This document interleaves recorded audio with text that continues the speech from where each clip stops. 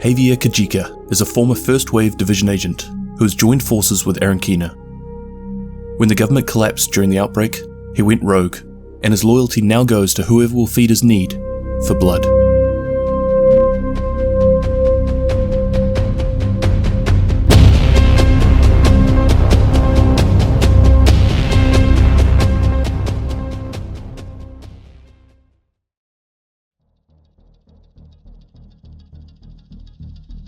Javier Kajika was born in Belen, New Mexico.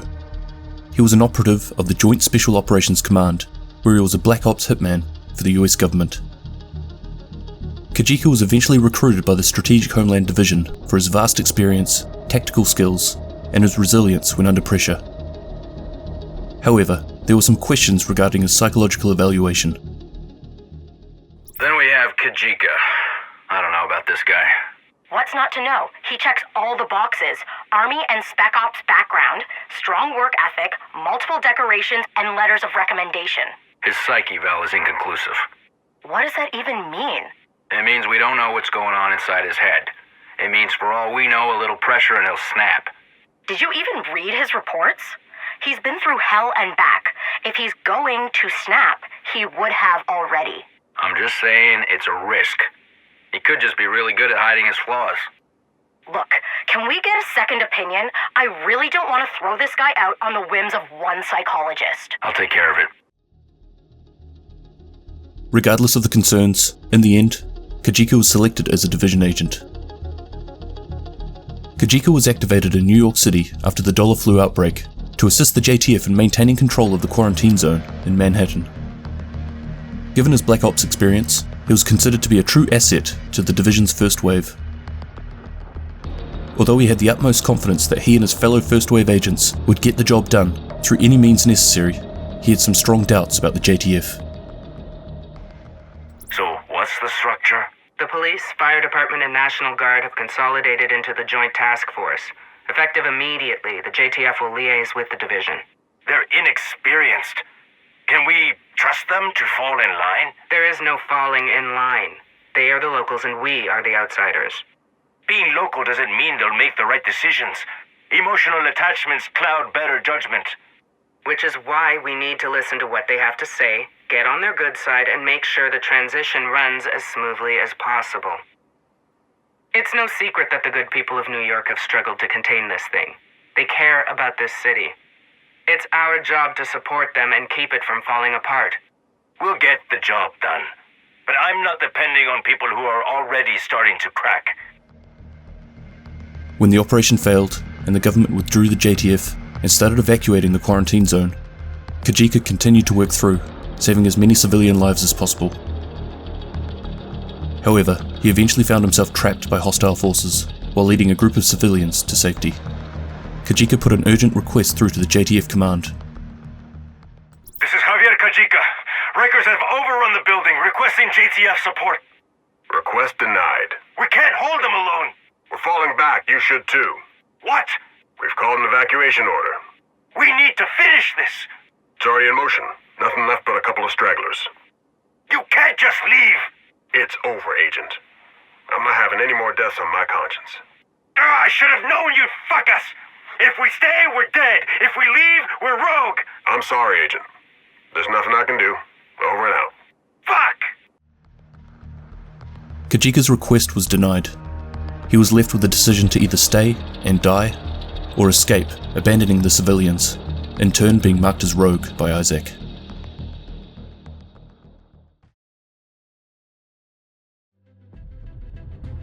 Kajika was furious at the JTF and the government betrayal. Hell-bent on revenge, he would choose to use his years of training and experience in special operations to find and kill all of those who were responsible for leaving him behind. You had a choice. Stay or leave. You chose to leave. It was chaos. There was nothing I could do. You all have one thing in common. A severe lack of accountability. No, it's not like that. No? This has never happened before. So you absolved yourself of responsibility. We helped people. By sacrificing others. You people don't deserve this city. Please, we can make this right. I can make this right. Let me help. It's too late for that. Please. Since you're so intent on passing the blame, I'm gonna need some names. Aaron Keener, well aware of his situation and background, saw Kajika as a valuable asset in his mission against the government. Keener promised Kajika, in return for doing his bidding, that he would supply him with the details of the people involved with making the decisions on the day that the JTF was told to evacuate the quarantine zone. As a down payment, Keener provided him with a JTF officer to kill on sight. What do you want? Right now? I want to make sure our paths align. The traitors and deserters who abandoned us in the dark zone. You want them dead, so do I. I'm tracking them down. With my intel and connections, you won't have to. I'm doing this my way, Keener. I can give you access to the cleaners. All you have to do is guide them in the right direction. You're working down here, they're working down here. Might as well work together. What do you get out of it? I don't get my hands dirty. And him? Consider him a down payment.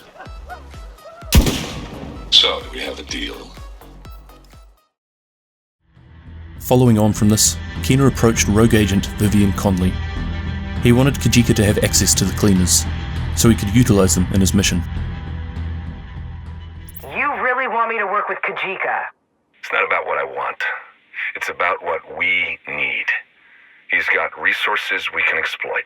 I don't like the idea of working with someone on a vigilante crusade. That's irrelevant. He wants the JTF out of the picture. The cleaners need the same thing. Mutual benefit. If I don't trust him, the cleaners won't trust him. Which is why I need you with me on this one.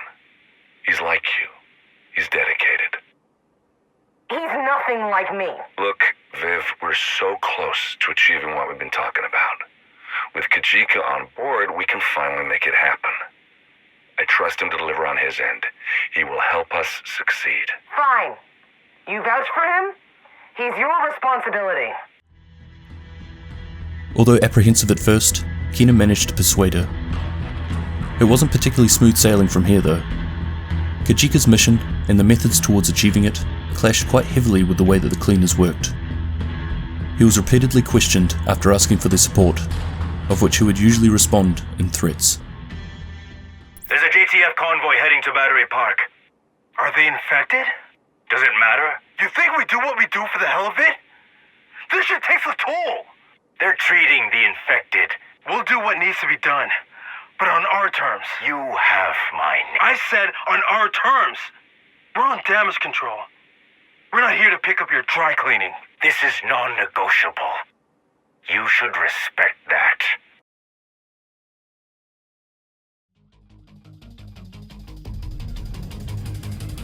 Keener ordered Kajika, along with fellow rogue agents Vivian Conley, James Dragoff, and THEO PARNELL, to assault the JTF base of operations in Lower Manhattan, City Hall. He was given the job of eliminating the JTF guards on site, while Conley set up Keener's explosive virus devices on the structural pillars. The division agents arrived from Washington, D.C. and investigated the attack.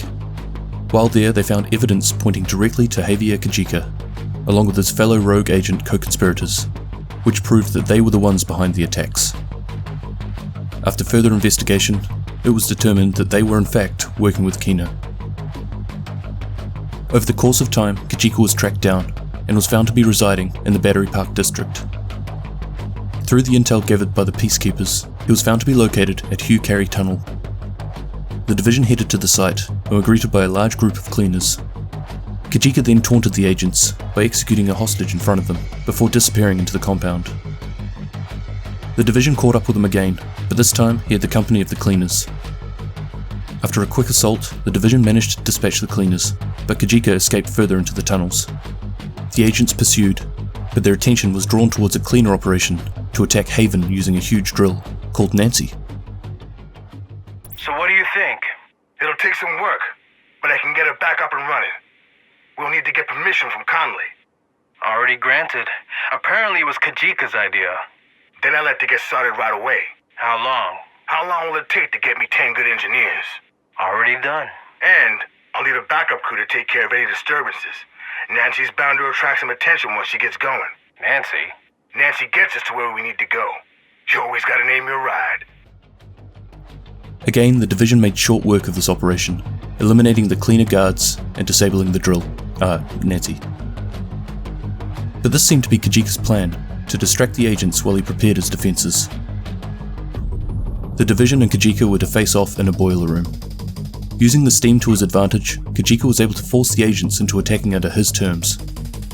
But the agents were too strong, and were able to flip control, disabling the steam, and forcing them to meet them on equal grounds. In a last-ditch effort, Kajika rushed towards the agents to engage them in hand-to-hand combat, but before he could reach them, he was gunned down. Kajika's smartwatch was taken by the Division, and was handed to Fei Lao on their return. She would use this to assist in locating Aaron Keener.